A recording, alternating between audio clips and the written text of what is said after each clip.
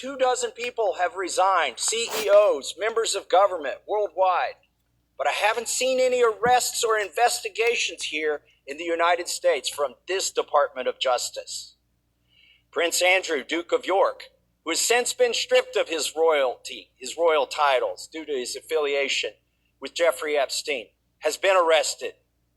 Peter Mandelson, who previously served as UK's ambassador to the United States, resigned in disgrace from United Kingdom's House of Lords and the Labour Party, and he's been arrested. Former Prime Minister of Norway, Torbjorn Jagland, has been charged. But we don't see any charges, arrests, or investigations in the United States. What do we see? We see our FBI director celebrating in the locker room at the Olympics overseas. It's fine to be proud of this country, but we should be proud of this country because we have a system of justice that works. And yet we do not. Who are the men that should be investigated? I'll name them right here. Leon Black. You don't even have to see past the redactions to see that this man needs to be investigated. Jess Staley, accused of terrible things. It's right there in the files. Why is he not being investigated? And Leslie Wexner. Why did the FBI list him as a co-conspirator in their own documents in a child sex trafficking case, and then tell him, according to him, that they had no questions for him? Why is that? Well, the Epstein Files Transparency Act requires the DOJ and the FBI to disclose to us their internal memos and emails about how they made those decisions, whether to prosecute or not prosecute. Yet they have not delivered those memos. And we still don't have the memos and documents and emails from 2008 to explain why Jeffrey Epstein was given such a light sentence in what would have been an open and shut case of child sex trafficking, which allowed him to go back and recommit these terrible crimes, create hundreds of more victims, and ensnare so many other people in his conspiracy. Country has never been stronger. My first 10 months, I ended 8 wars, including Cambodia. Isn't it funny? Sick people. Cambodia and Thailand. Pakistan and India would have been a nuclear war. 35 million people said the Prime Minister of Pakistan would have died if it were not for my involvement. Kosovo, country has never been stronger. My first 10 months.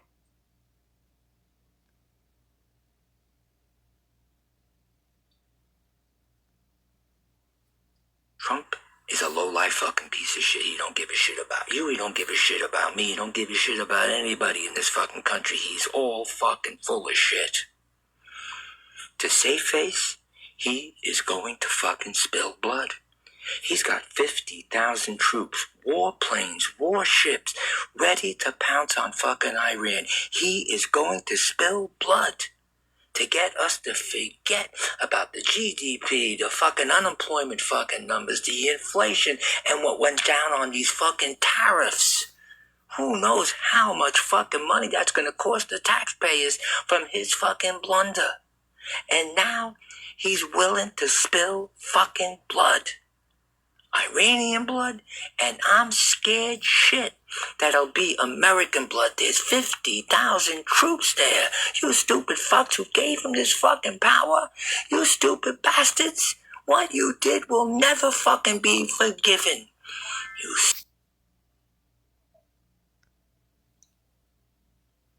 In his speech tonight, the president did what he always does. He lied, he scapegoated, and he distracted. And he offered no real solutions to our nation's pressing challenges, so many of which he is actively making worse. He tries to divide us. He tries to enrage us, to pit us against one another, neighbor against neighbor. And sometimes he succeeds. And so you have to ask, who benefits from his rhetoric, his policies, his actions, the short list of laws he's pushed through this Republican Congress? Somebody must be benefiting. He's enriching himself, his family, his friends. The scale of the corruption is unprecedented. There's the cover-up of the Epstein files, the crypto scams, cozying up to foreign princes for airplanes and billionaires for ballrooms, putting his name and face on buildings all over our nation's capital. This is not what our founders envisioned, not by a long shot.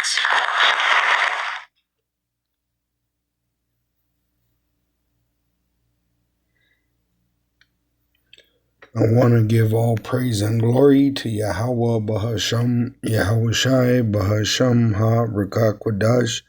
Double honors unto our apostle elders, which rule Great Millstone well, which taught us the truth in Shalom, to the hopeful elect of the nation of Israel, Wa Abba Babal. So we're living in a time of prophecy coming to pass, and we're living in the last days of the Edomite, the so-called white race, and their reign of terror. All right, because they're the wicked and they have corrupted the world and weakened the nations. They have the Israelites in slavery and they're losing control. And this is why they're coming down with great wrath, knowing that they have but a short time. And they have set up the cruel Lord spoken in Isaiah 19, which is Nero 47, prophesied by Yahweh Bahasham Yahushai through his elect men, that this would happen. The downfall of the wicked's kingdom, all right, would come at his own hands, tearing it down. All right. It says in Isaiah 19:1, the burden of Egypt, which this is talking about America, the spiritual Egypt. Look at the back of the dollar. Look at the obelisk in your communities. They're always at the government's buildings as monuments, which represent Egypt. The burden of Egypt, behold, Yahweh rideth upon a swift cloud, which they report of so-called UFOs, concentrated sightings here in America, which is Babylon the Great. It says, and shall come into Egypt, and the idols of Egypt shall be moved at his presence, which these politicians are idols. All right. When you go to give your vote, the word vote goes back to devotion. All right. And they're leading you to destruction. It says, and the idols of Egypt shall be moved at his presence, and the heart of Egypt shall melt in the midst of it, because Babylon the great whore, aka America, is going to lose World War III according to biblical prophecy. Yahweh is going to send his son Yahushai to save his Israelites that he has chosen, the elect, and with him comes the nuclear destruction of Babylon the great whore. America is going to lose World War III, which its allies and enemies are going to hate the whore, starting with NATO, and they're going to use nuclear missiles on the whore. The whore is America. And that's according to biblical prophecy. It says in verse 2 of Isaiah 19, and I will set the Egyptians against the Egyptians. If you watch the lady at the end, she says that Nero 47 has set brother against brother, neighbor against neighbor, Egyptian against Egyptian, which is really talking about these Americans.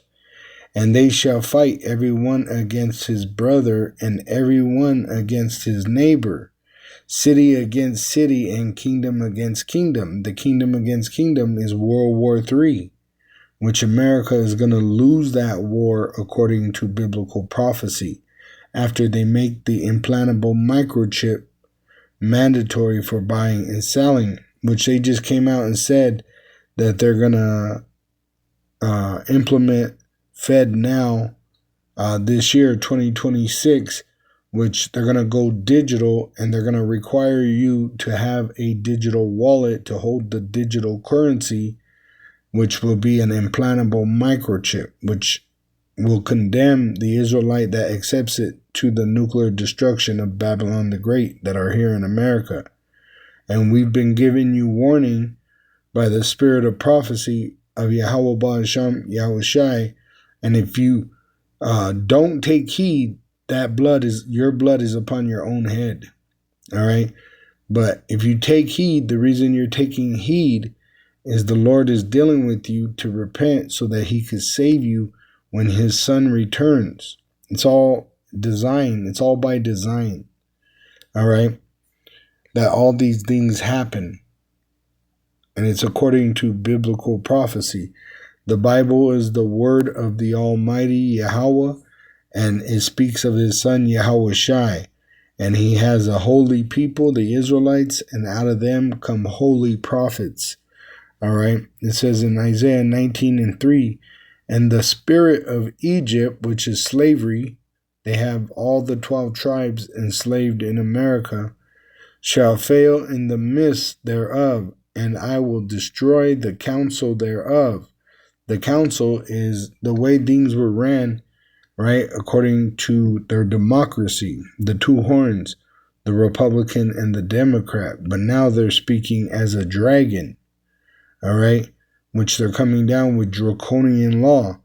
And they shall seek to the idols and to the charmers and to them that have familiar spirits and to the wizards, which you have false prophets, you have warlocks and witches, all right, deceiving the people, all right, whether it's Drake and his McDonald's deal to Nicki Minaj and her Narrow 47 deal, right, whether it's Jay-Z and his casino deal, whether it's P. Diddy and his deal, whether it's, all these stumbling blocks that are set up to deceive the people, and the people they're trying to deceive are the Israelites, which are known as the so-called Negroes, Latinos, and Native American Indians of North America, Central America, South America, and the Caribbeans, which have been scattered throughout the world in slavery.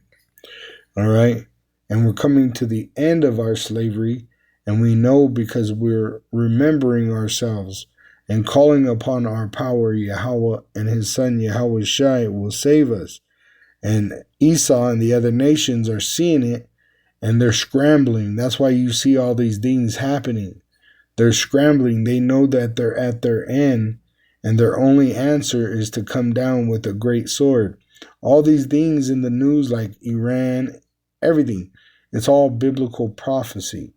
All right. And even the false reports, all right, every bit of it is all part of the prophecies that there would be deception. Yahushua told his apostles, take heed that no man deceive you.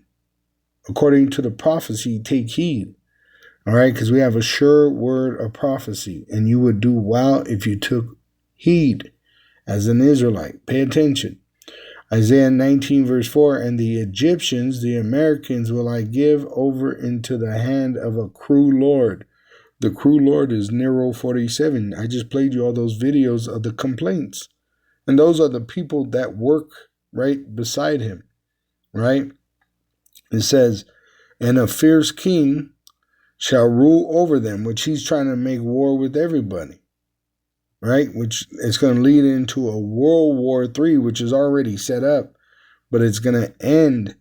The ending of World War III is going to be a nuclear destruction, and it's going to be Babylon the Great, who is turned into a lake of fire because it's a great whore. It says, and the fierce king shall rule over them, Nero 47, saith Yahweh of hosts. All right, which he's eventually going to allow this place to be destroyed, all right, in nuclear fire, according to the prophecies. Isaiah 19 and 5, and the waters shall fail from the sea, which there will be no more sea, being America and its sea of people, which they called it a melting pot, which you had all these different nations and all their religions in one spot. All right, this is why it's also known as Babylon the Great, the land of confusion.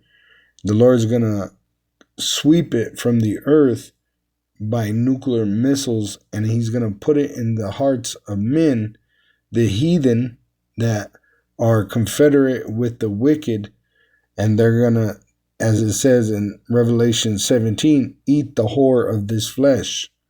Eat the flesh of the whore. And the river shall be wasted and dried up, and it's going to be left a desert. Babylon the Great is going to be a desert of brimstone. All right. After it's a lake of fire, it's going to smoke for a long time, and then it's going to eventually just be a dried up desert with pools of water and desert creatures. No man will ever live in what you know as America after the judgment of the great whore. Shalom to the elect of the nation of Israel. Wa ba ba bom.